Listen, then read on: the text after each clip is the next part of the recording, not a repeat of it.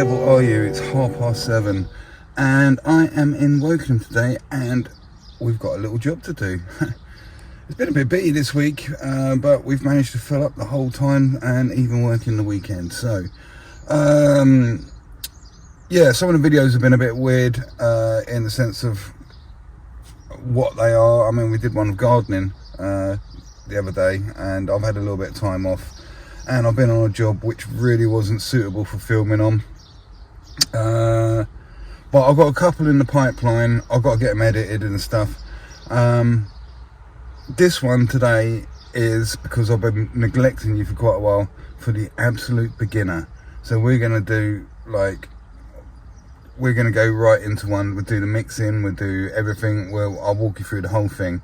So let's get in there and have a look, shall we?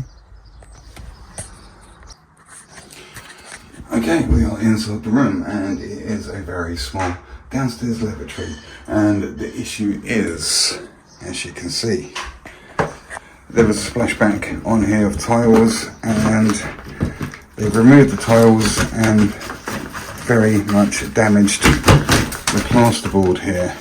So of course this is it's perished. There's not much we can do with that really. We're going to have to replace it. We see it's on a stud wall. Probably one of the reasons this has failed as much as it is because it looks like it's been dry lined. So these tiles have gone straight onto plasterboard. It's not been plastered or anything, so we need to remedy this. First thing we need to do is find a joist, and we have one here, although it's quite, oh no, yeah, there we go, look, there's a joist there. So I could probably make that a little bit good in there. No, I'll tell you what we'll do, we'll cut all that out.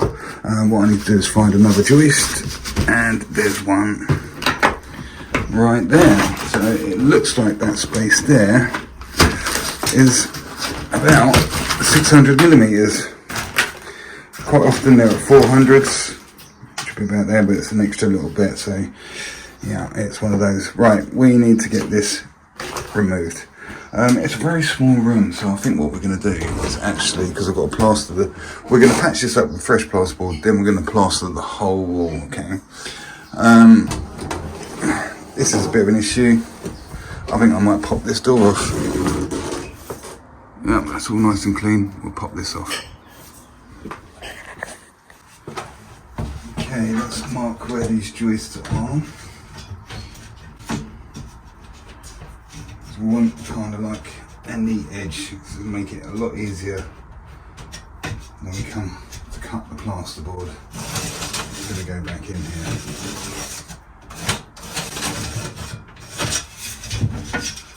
This one's obvious. We've got an edge there already. Okay. Multi-tool. See the blade vibrates. It's a little bit noisy, but it's quite clean and tidy, and it's handy because we need to go up against the joist.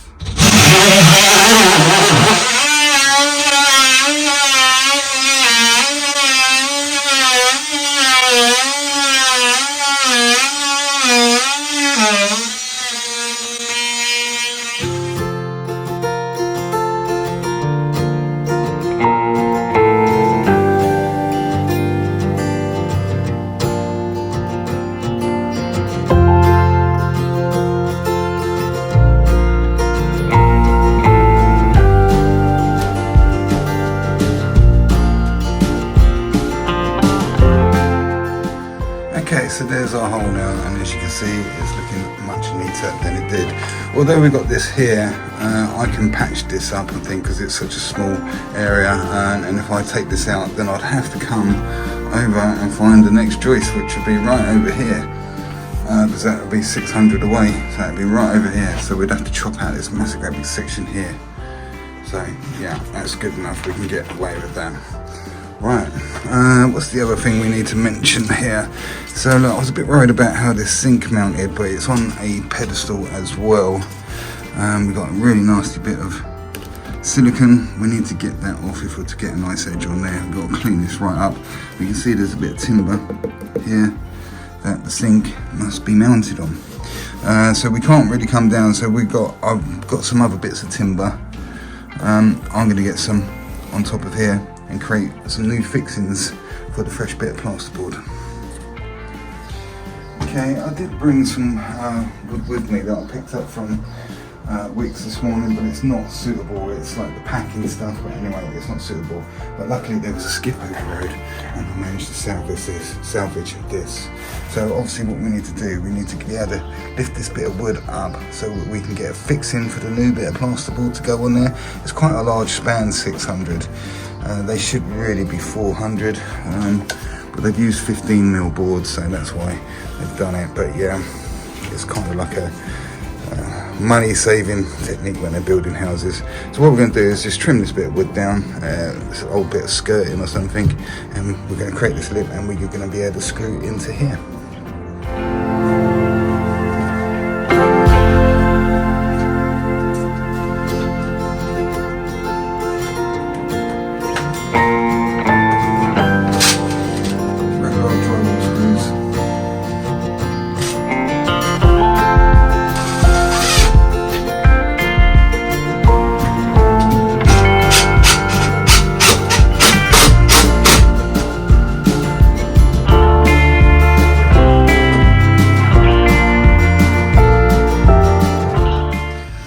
Okay, up here our problem's slightly different. So I've got this more full length piece of scouting board. And what we're going to do here is screw it into the back of the plasterboard. I'll give you a closer look in a minute.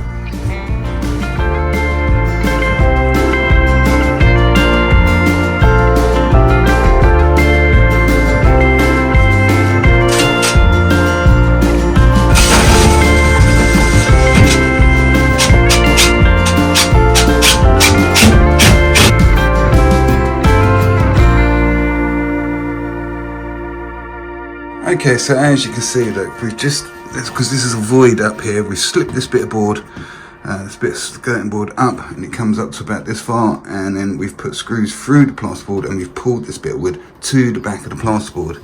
So we're going to be able to get a fixing when we cut our new fresh bit of plasterboard. And also here, look, we're going to come up into this lip. So we've got a fixing all the way around the edge of this new bit of plasterboard, which I'm very happy about. So we have 59 centimeters, 59 at the top, 49 I get in there, or a bit tight for 49, so we'll go 48 and a half, and that should get us all in there very snug. We'll run off a little bit on this side. Okay, let's go and cut our fresh bit. Okay, I've already marked these out. This distance here, got a mark here and a mark up the top here. This is our 59 centimeters. I've got a mark here, and this is our 48. So what we're going to do is come across here first of all. Just if you don't know how to cut plasterboard, ideally a sharp's handy. Down there, being very careful. At times, I've never done it. My mate, he's got his finger like that or something, and it slid off and he's cut the end of his nail off. Oh, popped already. As you can see, it snaps by itself. Then all we need to do is get the fold in there.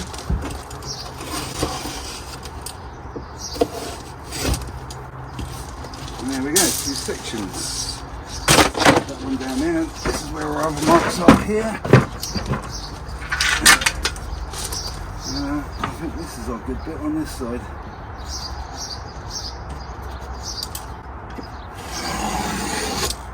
Two or three scores.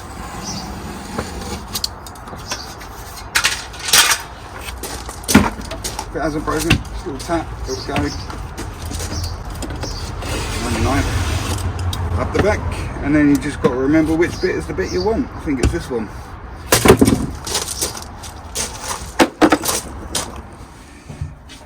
Right, our piece of plasterboard.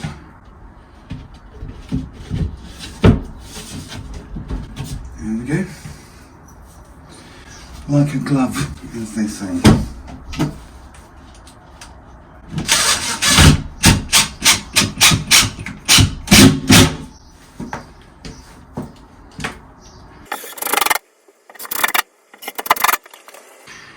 Okay, so there you go, we've got all our fixings in, and you'll notice as well that I've come up onto the existing bit of plasterboard down here because I noticed that, look, you can see one there, it's the old tacks, and not very good, to be honest with you. So I've just doubled this up because what we don't want is any vibration. I mean, it's a low vibration area. The places you get a lot of vibration is where a door opens and shuts or a window opens and shuts, but we don't want these two edges to bounce independently of each other. So for what it's worth, got some down into the original plasterboard as well. Now this is a bit of an issue because this silicone is on there. I'm gonna have to get that off. Sometimes it's not too bad, sometimes it's a real pain, and I think this might be the pain stuff. Another little issue we got here, I think that might be one of the old tiles. Yes, it is. Okay, so we can pretty much say stage one is complete. Okay, so to get this off, we need something to kind of like scrape that off, and we don't really want to damage the sink putting a rusty old trowel up against it, or even a Stanley blade, unless it's really fresh, but you can run the chance of scratching into the enamel of the sink here. But what I've got here, I've got knocking around with, and it's a little thing that's got little plastic razor blades on it, so we can't really scratch the sink, but it's enough to get in there. I'll do it with one hand and start getting that off. There we go, let's persevere. Okay, next thing we need to do is get some fibre tape into the situation, or scrim, plasterers call it. You can see it's like a nylon gauze tape, and this is what goes over these joints to try and stop it from cracking too much. This is just an old knockabout 13-inch trowel, don't judge me too harshly. And as you can see, it's self-adhesive. Oh, what's that? What is that? It's a nail. I need to go and get my hammer.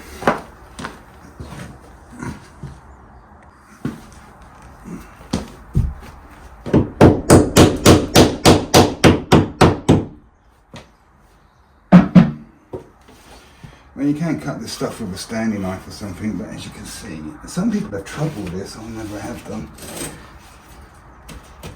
Little lumps and bumps. Just get your trowel.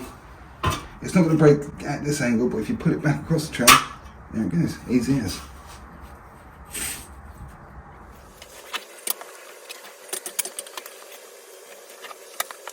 Okay, on this nasty little bit here, look, it's got a hole. Look, we need really, ideally, I mean, you probably could get away, it's such a small hole compared, but I have managed to get a little bit of wood in there, look, and I've screwed it here and here on a bit of stable bits, and just with the old little bit of plasterboard, just to take the weight out of that, look, we can get something like this in there, get a screw in there, and it just takes the depth out of it. Okay, so what I'm probably going to do is this one here as well. I'm going to stuff plaster in there when I'm just before I start doing the wall. Get plaster so it squidges all in around all these different areas, and then I'm going to put fibre tape over the top of it after I've pushed plaster in through there, because if I put fibre tape over it now, I'll have trouble pushing it through the scrim, through these gauzes. So I'm going to do that first, because it's better off having the scrim as close to the surface as possible, really. Okay, next thing we need to do is prep up all this complete other bits of wall.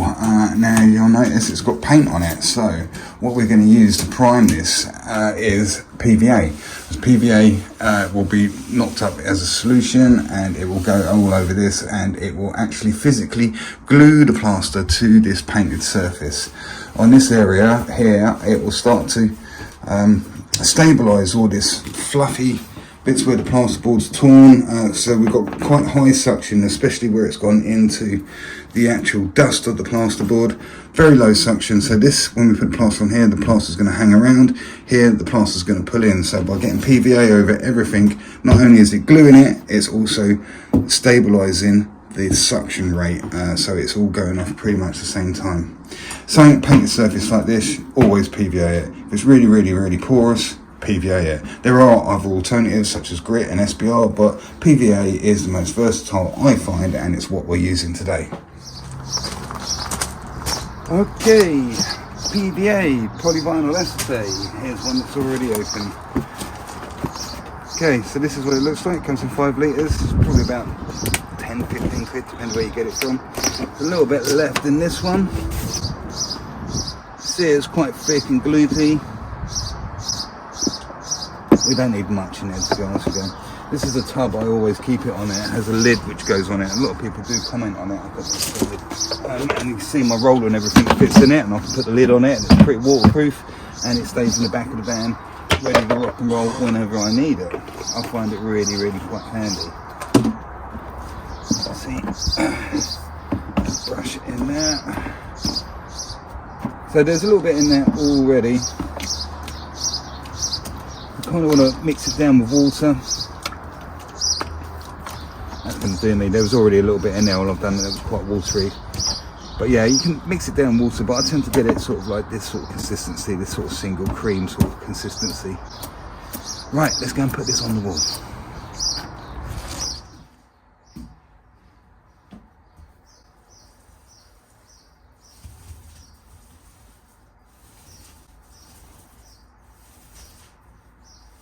Okay, so we've got PVA all over this wall, and as you can see, it is still absolutely soaking wet as I've just done it. It's a little bit thin, and it's caused a little bit of beading up. You see it's starting to bead up in places. That indicates to me that this is going to be, this original paint is going to be some kind of washable paint, bathroom paint. So we need to let this pick up, because if we try and plaster over this now, the plaster's just going to slump off of this wet PVA. So the ideal time to go over PVA is when it's tacked right up.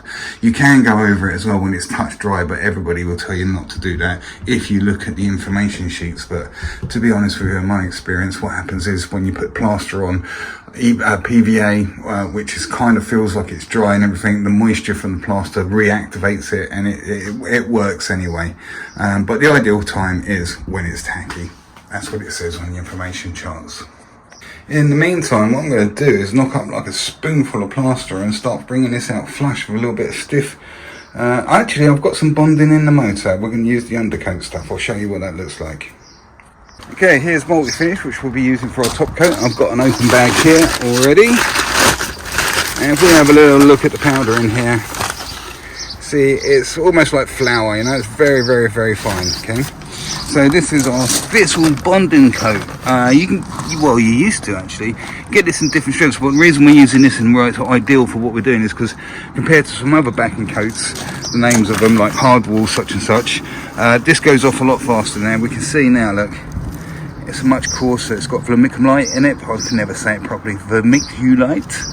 It's kind of like little corky bits and pieces. Gives it extra body and lightweight. So this you've got a tiny little bit of water in there. Well, you need hardly anything. Just get some in there. I'm going to knock it up a little bit stiff. And just with my little gauge trowel here, we're just going to mix this round to the consistency that we want. Okay, so there we have it. That's the consistency we want. Like, it's quite stiff. What we're going to do is just push that into so it gets in and around. Actually properly grabs on to the surface, not just hanging on by a thread. Okay. Oh, alright, I'm not going to tidy that hole. There we go.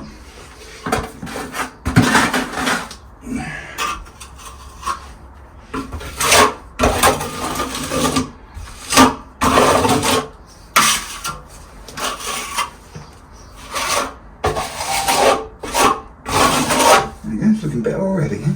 Okay, so that little bit that we had was enough to get around and push into joints in between the plasterboards in those little joints there. And yeah, there we go. We just tidied it right up. Since we had the gear, we might as well have done that. This is still wet, so now it's just a little bit of a waiting game, waiting for the PVA. Some people like to use SBR, and they do say SBR picks up a little bit quicker than PVA, but it's no biggie because you can always have a cup of tea. And I need to get tidied up outside. Okay, so we've given it a little bit of time, and as you can see, look, it's tacked up and is at the ideal time to actually plaster this wall. So that's what we are going to do next.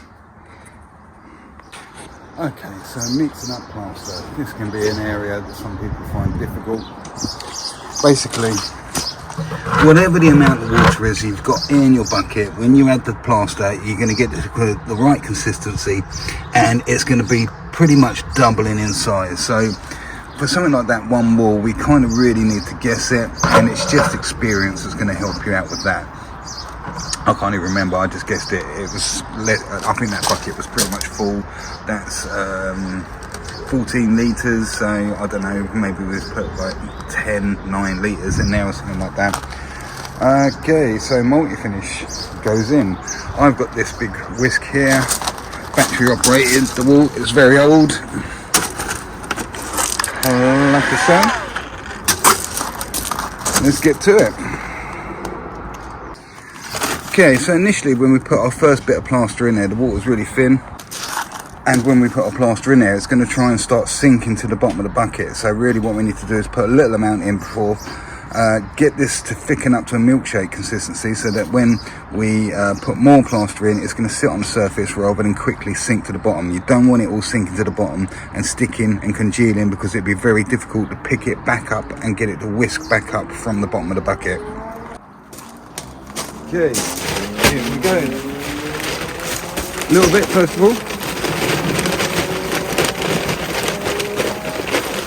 Then let that mix to the bottom of the bucket. Give that a spin.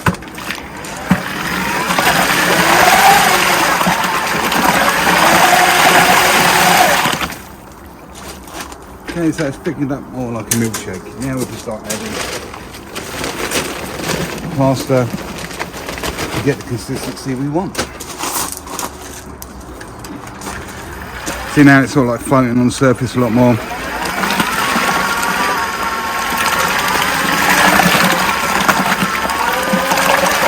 Okay, so we've used all that bag up.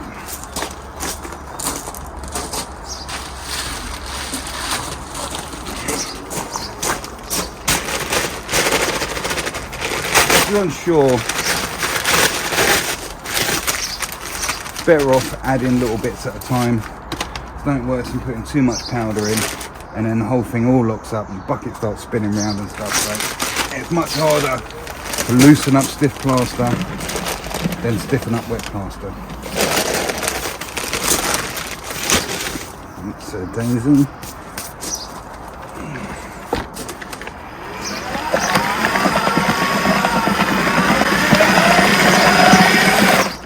Yes, it's a little bit stiff there. Add a little bit more water.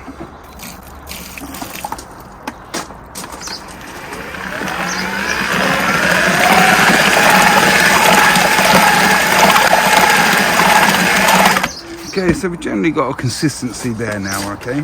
But as you can see, it's full of lumps.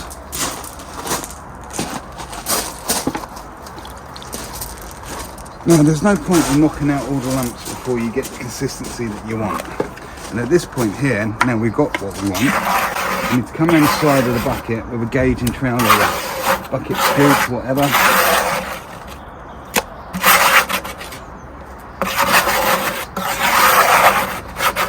Clean off around the edge.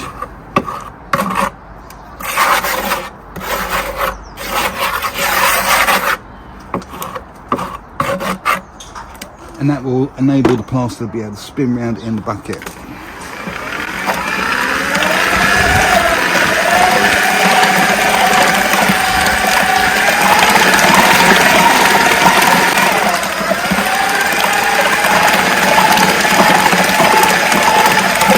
Okay, it's going to be a little bit splashy because we've not got enough plaster in there to cover the actual whisk head, so it tends to pick it up and flick it out. You don't want to get it in your eye. Going to give it another scrape because it's throwing it around the side of the bucket.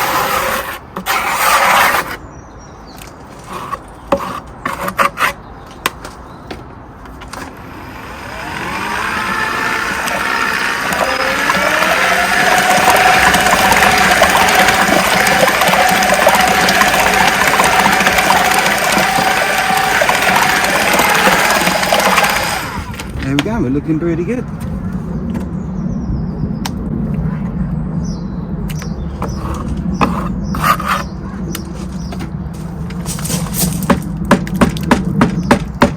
Now we need to go and rinse this whisk off. Okay, now we've got a nice brand new wet brush today because my one was getting old. I like these ones, 4-inch, tapers off at the edge, really nice for getting into internals and stuff and keeping things really neat.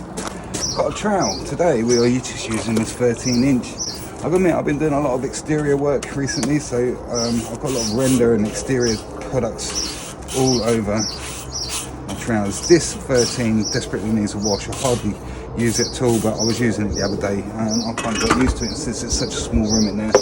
That's why I'm using it. This is my hawk. It's quite a large hawk.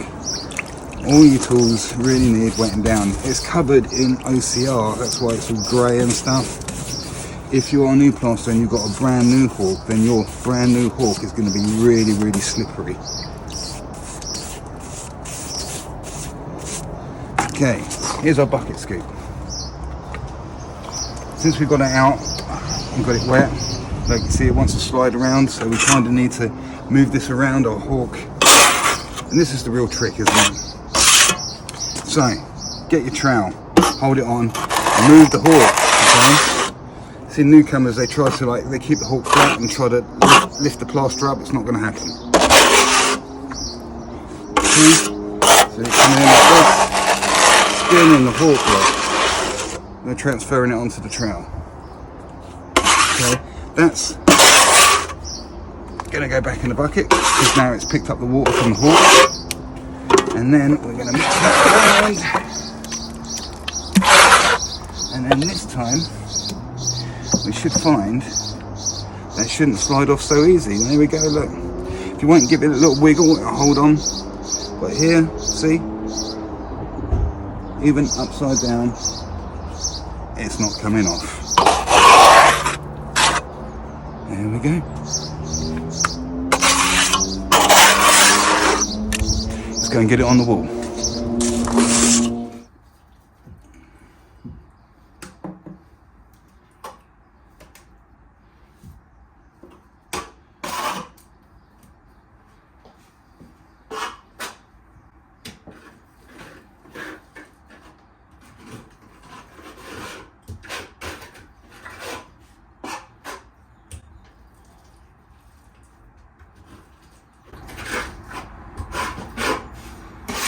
Okay, you'll do well to start a little bit away from your edges, so that when you come up to do your edges, to keep them neat.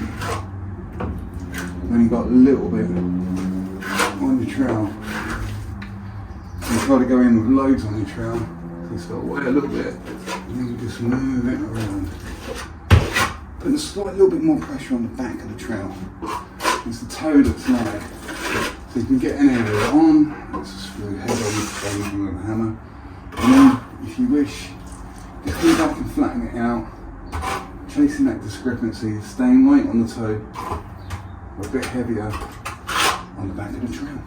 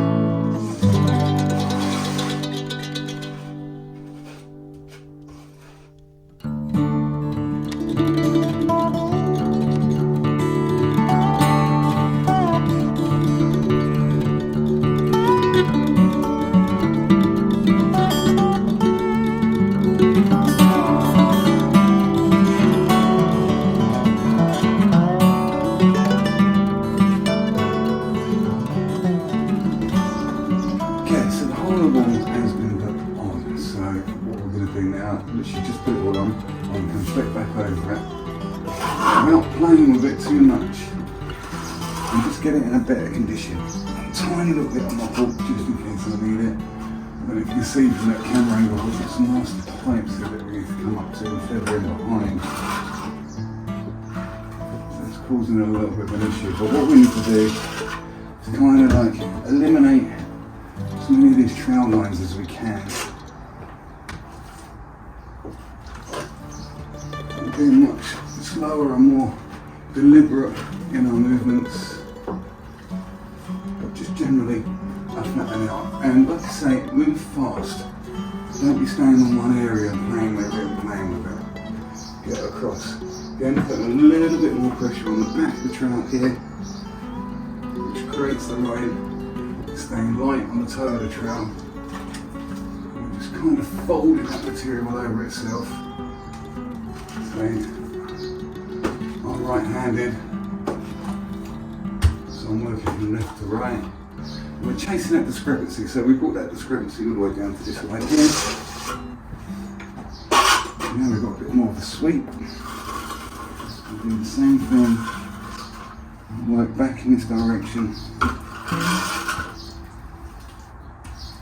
Okay, so we're just kind of like rolling it off and off over this discrepancy to take that out as well.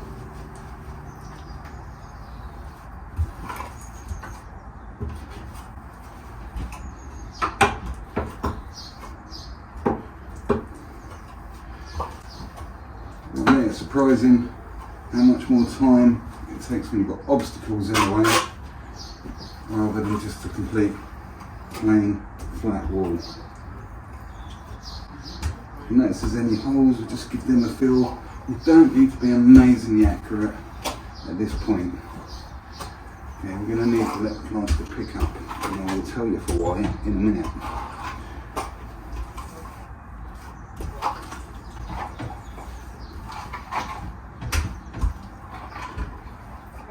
Right, this wall seems to be curling out here because I can't get rid of this line. So I'm going to pack it up a little bit.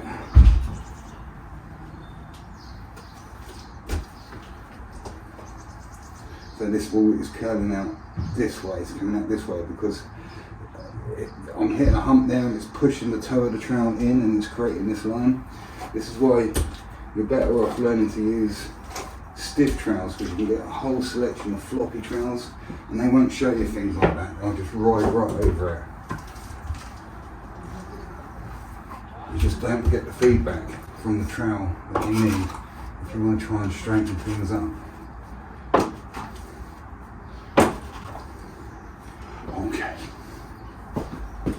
Okay, I've got this much plaster left in the bucket.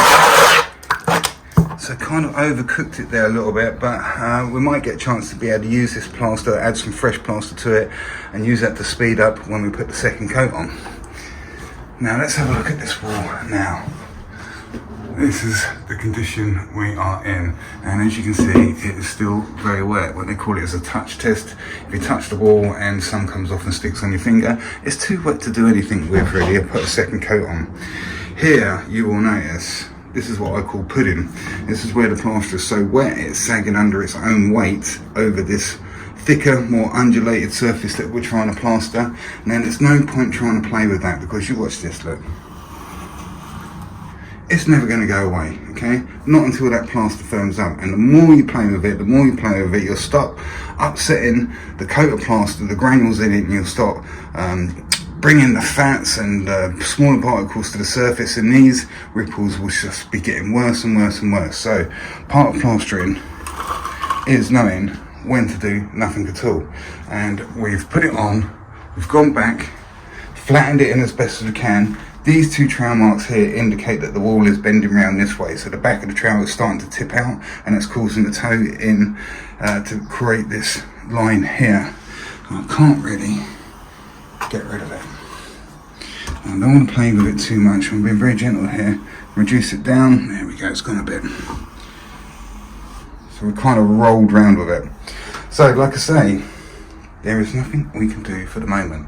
Just let this pick up. This is our shock absorber coat, okay? We don't need to do anything more to this. We need the whole distance, the depth of this coat to go off, okay? And then we're going to apply a second coat, which is going to be thinner, okay? And it's going to be behind time of this coat. This isn't going to go too far. And that's going to be the coat that we polish up and make it all lovely jubbly. This is just giving us our general flatness. Also, another thing to add, with plastering tutorials on YouTube, you don't very often get the guy giving you exact timings of what's going on with the plaster. That is because it varies a lot on so many conditions, like the temperature, the surface you're going on to, etc, etc. But as a rule of thumb, and to generalize, really, when you knock up that first bucket of plaster, your wall is going to be finished in about 2.5 to 3 hours time, depends on the circumstances. And then the intervals between what I'm going to show you in a minute, between putting it on, flattening it in, leaving it alone for a little bit, putting the second coat on, flattening that second coat in, blah blah blah blah. The intervals in between are going to be something like, I mean, if it's going off really fast on you, maybe 5 minutes, or you might be going so fast you need to turn back. Because we've only got a small area on, now would be the time if you're an experienced plasterer. Now I'll go and tackle something else because I've got that wall going.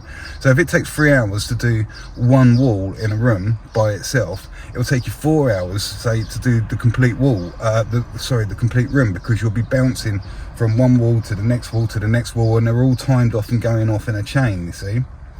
So yeah, rule of thumb, 3 hours is how long you're going to be plastering for. Give yourself that, and in between every movement, every stage, 10 minutes. As for the amount you need, a bag of multi-finish going on to a surface at 2 to 3 millimeters thick should be able to put on 10 square meters.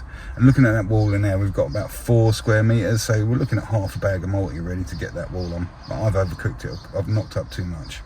Okay, now I've left this for quite a while because there is no suction whatsoever on this painted surface. So literally we've put it on, flattened it in, and just left it, okay? This is pulling in quite a bit faster on the plasterboard area. Well, it's still a tiny little bit wet, but now we've given it some time. Let's have a look what happens when we take our trowel to it.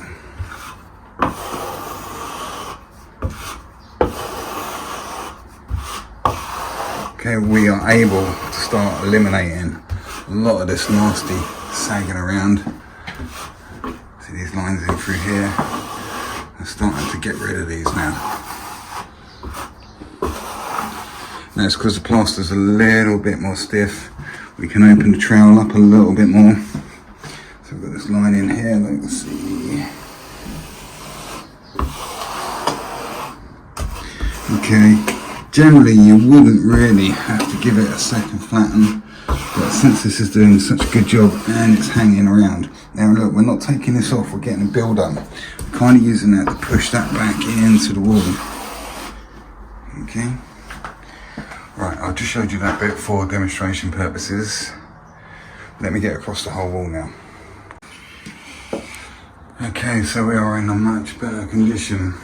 Now remember, we're concentrating on things being flat, not smooth, so this is good enough to take a second coat. But where we put the bonding in and stuff, and where some of this was quite nasty, look, we've still got a few little air bubbles showing their head, so we're better off leaving them alone again. It's giving it some more time just to pick up. Now we've got it in such a flat state, we can let it go a little bit further now before we get back on it. But yeah,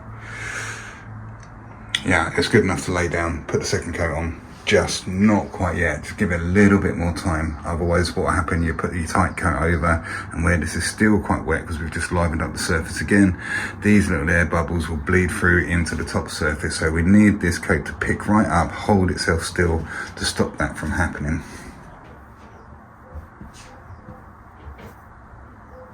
Okay, this is probably just about ready.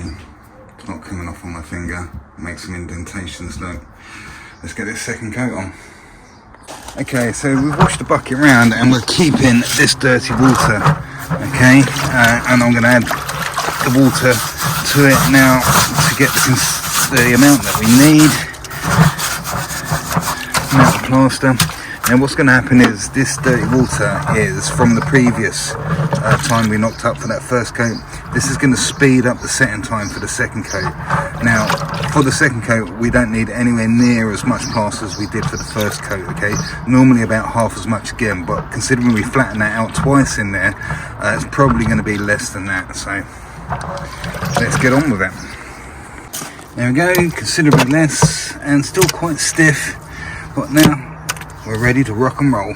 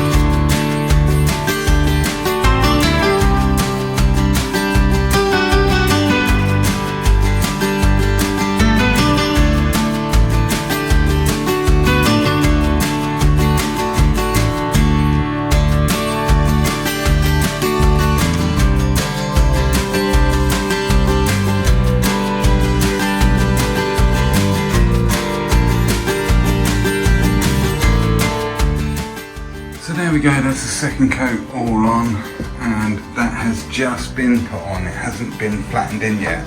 I'm just about to do that now, but it's, you know, notably much neater than when we put that first coat on and did all the flattening in there. This is one of the reasons I prefer these smaller wet brushes, because you can actually use it as a tool. We can start addressing this coving up here now. Now we don't want to get on this too early, otherwise we'll end up digging into the actual plaster. Whoops, a daisy. This starts sorting out our internal.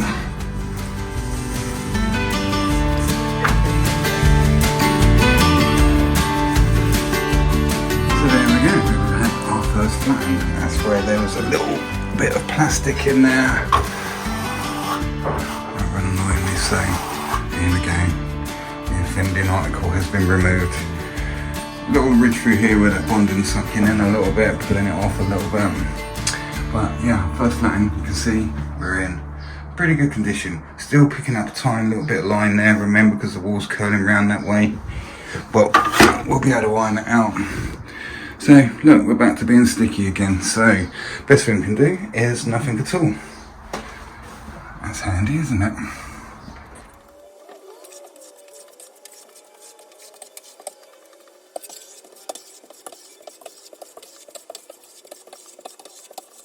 We just introduced a wet brush to it, and remember we are using, the carbon steel trowel, and because we're using the light to come in, like it's showing up any tiny little discrepancies. See, we got these little bits here which could be the beginning of tiger stripes, but they're not. It's just where that trowel is so hard, it's tearing off the tops of tiny little ripples. I mean, there's hardly any depth in that at all. It's just a change in, this is thick granules, this is where it's like the smaller granules. Don't worry about these, they'll disappear, they will polish out. Coming it from this direction, can't really see too much of that at all. The light there catching these ones, look. But it's handy to have the light like this so you can see where these problems are. And so that is one of the issues with the carbon steels, they can be a little bit rippy. Okay, we've left it a short period, 10 minutes, and we're switching up to this trowel, which is flexible.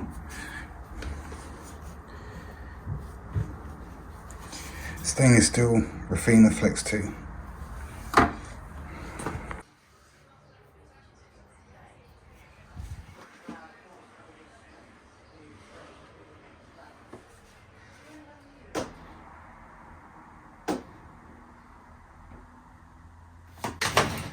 Alright guys, well done for getting to the end of that video. That last little clip there was just showing where it ended a little bit abruptly because the customers were around, and yeah, we're just showing you the final effect there where that stainless steel closed all that surface in. You've got that nice sheen that everybody likes to see on a freshly plastered wall. Excuse me, I've been really busy. It's Sunday morning, I'm editing this at 100 miles an hour. I've still got another 2 videos to get through, and tomorrow I'm off on holiday to Centre Parks with my wife Judy. Last night I had to go for dinner with my father-in-law up in London, and I had one Jack Daniels too many, I think, and I'm feeling it a little bit today. Still going to get packed for holiday, and yeah, it's go, go, go. I'm getting another couple of videos scheduled for next week. This one, as I say, because we have been neglecting you guys, the DIY guys and the absolute total beginners. So I went a little bit more in depth on the actual mixing up, etc, etc on this one. So this one is for, yeah, you guys who've never plastered before, or, you know, very, very limited knowledge. Also, on the Facebook group we've got, which is called Plaster Master Smurf 74, I'm quite proud of that little group actually. We've got 600 people on there now, and the reason I'm quite proud of it is because it's turned out to be kind of like a bit of a helpline. There's a general chat running. I'm not sure quite how you get onto it, but I think if you go to the Facebook group, it's a group that you can, you know, you can post onto. It's not my page or anything like that. It's a group for people to come up and yeah, on the general chat. We've got 600 people on there now, and yeah, it was like last night on the way to dinner, somebody was having a problem with plastering and that, they was getting stress cracks and stuff, and there's me and plenty of other plasterers up there just on the general chat waiting to give you advice, you know. It is a bit of a helpline there, so I'm really pleased that that's doing its job, you know, and it's completely for free, you know. I noticed from doing all this social media stuff and everything, you can like charge for subscriptions and give people, you know, you have to pay money to be able to talk to me or other plasterers or whatever, or get limited exclusive footage, etc, etc. We're not doing that. All I'm doing is just making some money off the adverts basically, but yeah, I'm not interested in pushing and promoting myself too much. I noticed a few other successful sort of plasterers that are doing stuff online. It's kind of like being a little bit diluted. You can see what they're pushing a product, you know.